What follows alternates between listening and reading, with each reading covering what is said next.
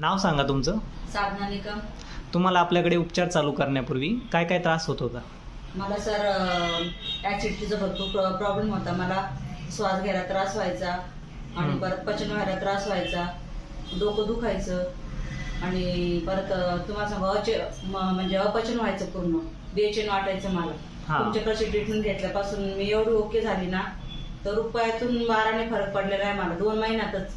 मला हा त्रास सरासरी वर्ष 1.5 वर्षापासून होता, पण मी 2 महिन्यात एवढा रिझल्ट घेतला ना आपल्या हॉस्पिटलचं, 99% बरी झालेली आहे. ओके. परत तुम्हाला केसांचा काय प्रॉब्लेम होता? केसांना मला 9 ठिकाणी सर ऑटोमॅटिक टकलं पडलं होतं.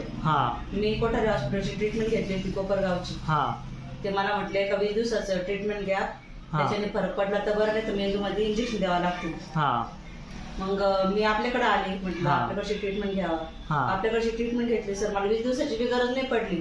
बरोबर. तुम्ही मला 8-10 दिवस ड्रॉप दिले ना, त्याच्याने मला केस यायला सुरुवातच झाली ना. आता 2च महिने झाले मला आपल्याकडची ट्रीटमेंट घेऊन, तर पूर्णपणे केस आले माझ्या डोक्याला. ओके. हो. आणि ऍसिडिटीचा त्रास कसा आता?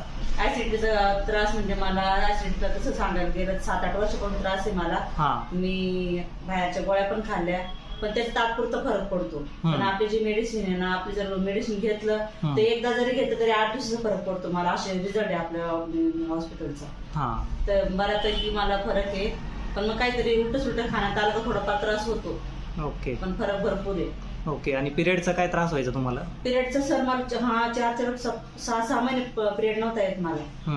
मी इतर ठिकाणी पण दाखवलं, तात्पुरताच गुण लागायचा, पण आपल्याकडची ट्रीटमेंट घेतल्यापासून रेग्युलर तर रेग्युलर येतोय मला. ओके. एखादी महिना गॅप पडला तर पडला, तर रेग्युलरच येतोय आता 4-5 महिन्यापासून. हो. ओके. अजून काही त्रास? आता सध्या तर काही नाही, आता मी ओके फाईन आहे मी तशी. ओके. पण मग त्यासाठी आपला कोर्स पूर्ण होण्यासाठी म्हटलं 6 महिन्याचा कोर्स पूर्ण करावा, त्यासाठी आलेली मी आता. ओके. ओके. थँक्यू. हो, वेलकम.